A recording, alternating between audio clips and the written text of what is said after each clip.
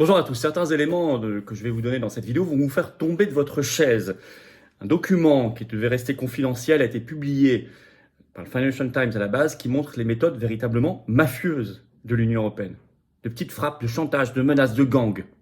Mais c'est écrit noir sur blanc.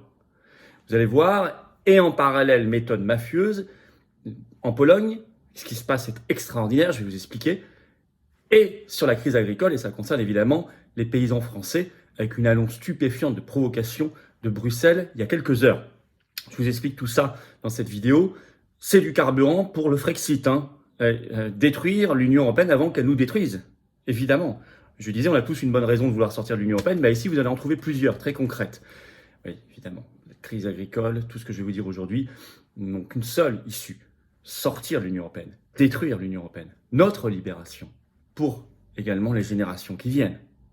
Sinon, il n'y a pas d'avenir, pas d'espérance. Et là, c'est l'espérance et l'avenir au contraire.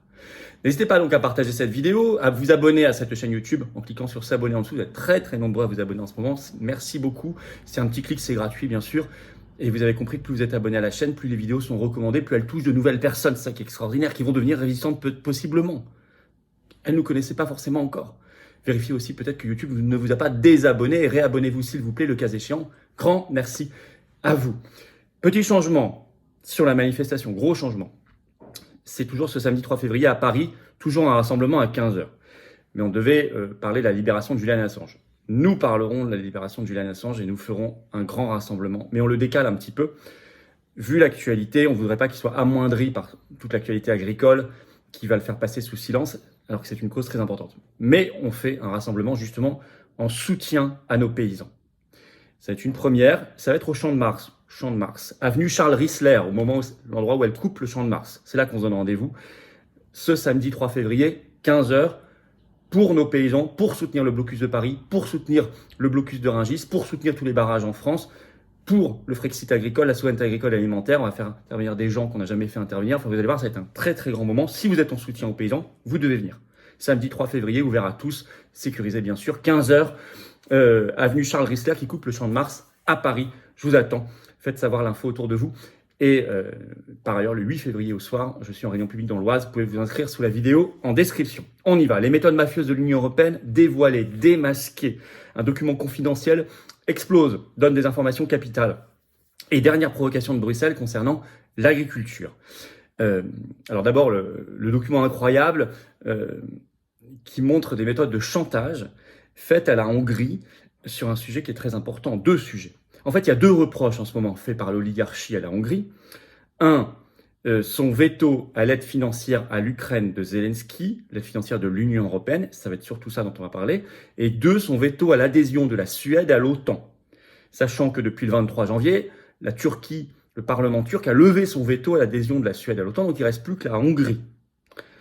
Et le secrétaire général de l'OTAN fait pression sur la Hongrie. Il y avait un article le 24 janvier dans Euractiv, par exemple, je vous cite un petit extrait. Le secrétaire général de l'OTAN, Jens Stoltenberg, a déclaré par voie de communiqué qu'il se félicitait du vote turc et qu'il comptait également sur la Hongrie pour mener à bien sa ratification nationale dès que possible. Tous les alliés de l'OTAN ont décidé à Vilnius d'inviter la Suède à rejoindre notre alliance, et la Suède a respecté ses engagements. Donc, la pression sur la Hongrie.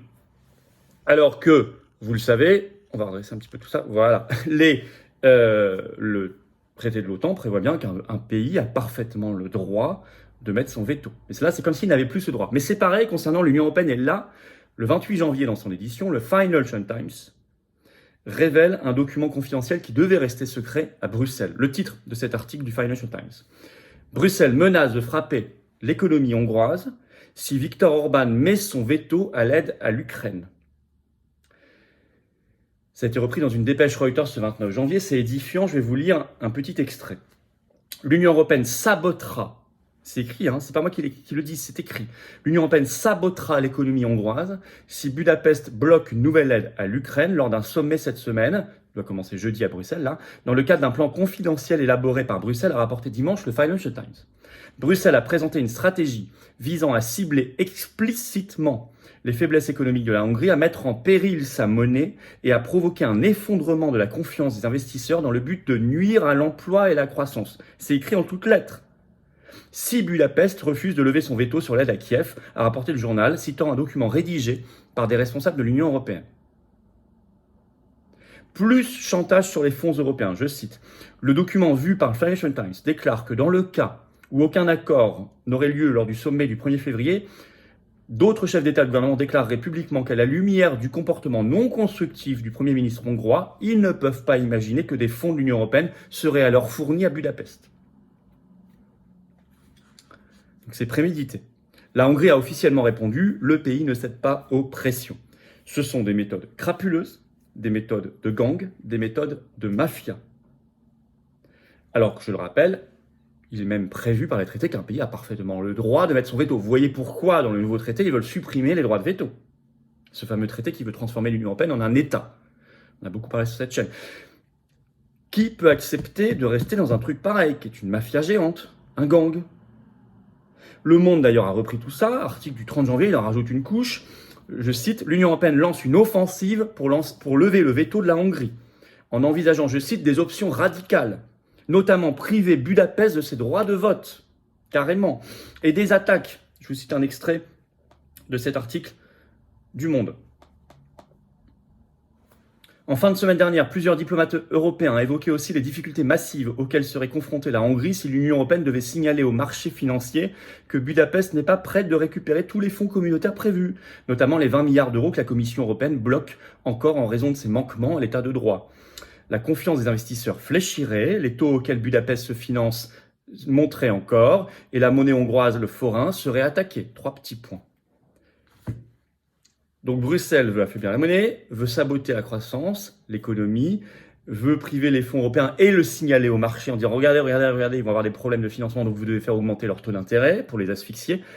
Ce qu'ils ont fait à Chypre dans le passé, ce qu'ils ont fait en Grèce, ce qu'ils avaient fait contre l'Italie. C'est pour ça qu'aujourd'hui l'Italie de Meloni est si docile d'ailleurs. Et ceux qui me disent on va réformer de l'intérieur, on va négocier, vous voyez ce que c'est en face? Quand c'est comme ça, on se barre et on détruit. Il n'y a pas d'autre solution. D'autant que ce n'est pas que là qu'ils mettent en œuvre leur méthode mafieuse. En Pologne, où l'ultra-européiste qui est arrivé au pouvoir en décembre 2023, Donald Tusk, tombe dans la dictature mafieuse. Article de Réactif ce 29 janvier, politique. Le chef de l'opposition à Tusk le compare à Hitler, mais il en est bien obligé vu les méthodes. Dans un meeting qu'il a fait à Lublin ce 28 janvier, en Pologne, le président du principal parti d'opposition, Jarosław Kaczyński, a fait cette déclaration. Du fait de la réforme, entre guillemets, des médias entamée depuis décembre 2023, qui consiste à fermer des chaînes, à limoger des gens qui ne sont pas d'accord avec le pouvoir et qui ne valorisent pas assez l'Union européenne, je cite. En plus, ces fermetures ont été jugées illégales par les juges polonais, mais ils continuent, ils s'en fichent. Attaque contre la souveraineté. Le chef de l'opposition en Pologne a dénoncé le plan de l'Union européenne avec l'Allemagne pour mettre sous contrôle la Pologne. Je cite un extrait de ce qu'il a dit dans Euractiv. Lors de ce rassemblement à Lublin, M. Kaczynski a également déclaré que Tusk menait une opération de pacification visant à détruire la souveraineté de la Pologne et à nous transformer en ouvriers agricoles pour les pays d'Europe de l'Ouest, en particulier l'Allemagne. Ce parti accuse régulièrement Tusk et sa plateforme civique d'être des agents de Berlin en Pologne. Ça va savoir que depuis le 9 janvier, dans une prison à Varsovie, il y a l'ancien ministre de l'Intérieur qui est emprisonné, Mariusz Kamiński, avec son adjoint. Les deux avaient été arrêtés de manière illégale au sein du palais présidentiel, on en avait parlé sur cette chaîne dans un direct, et les deux venaient d'être élus députés par ailleurs, par le peuple, à l'automne. Même le Courrier international, dans un article du 10 janvier, parle de chaos juridique, car tout ça est aussi illégal. On arrête les opposants politiques. D'ailleurs, les partis d'opposition appellent ça des prisonniers politiques. Selon le JDD du 16 janvier, je cite, la Pologne, le tournant autoritaire du libéral pro-européen Donald Tusk. Et là-bas, on parle de chasse aux sorcières. Donc, ce sont des méthodes mafieuses, fascisantes, soutenues par l'Union européenne. Et dernière provocation en date sur l'agriculture, l'incroyable provocation européenne, mafieuse là aussi. Article de Réactive ce 26 janvier, le titre « Bruxelles vise un objectif climatique de moins 90% de gaz à effet de serre d'ici 2040, c'est-à-dire dans 16 ans, c'est très rapide. Moins 90% par rapport à la référence de 1990. Selon, je cite Réactive, un document ayant fait l'objet d'une fuite. La Commission européenne va le présenter officiellement ce 6 février. C'est une immense provocation par rapport aux paysans actuellement en lutte en France et dans d'autres pays de l'Union européenne, car eux seront très visés par les mesures à prendre de cette escrologie mondialiste, parce qu'ils nous disent on va faire ça pour le climat, la planète, contre la pollution. Dans le même temps, la même Commission européenne se soumet à l'agrochimie, se soumet à Big Pharma qui pollue énormément également, et se soumet et fait des accords de libre-échange avec le monde entier qui polluent plus que tout. Donc c'est une hypocrisie sans nom. Le Figaro l'a bien analysé d'ailleurs dans un article du 29 janvier en y voyant un chiffon rouge. Je vous cite un extrait de cet article du Figaro. D'autant que la Commission européenne risque de se retrouver coincée par un calendrier peu favorable. Elle doit en effet présenter le 6 février prochain son objectif de réduction des émissions de gaz à effet de serre pour 2040.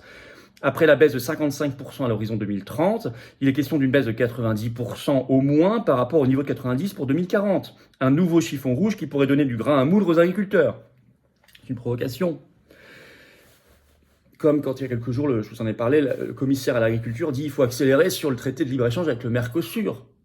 Il a dit ça là le 23 janvier en pleine crise agricole, en pleine révolte paysanne. Donc la mafia est démasquée. C'est une mafia mondialiste, euro-mondialiste.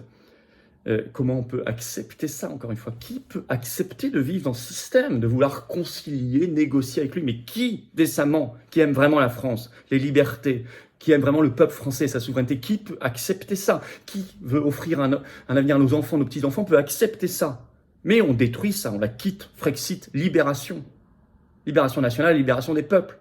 C'est bien ça notre objectif. Faites circuler s'il vous plaît cette vidéo. Abonnez-vous en cliquant en dessous sur un petit clic, c'est gratuit à cette chaîne. Ou réabonnez-vous, ça fera circuler les vidéos, on va toucher de nouvelles personnes. Venez vous battre à mes côtés.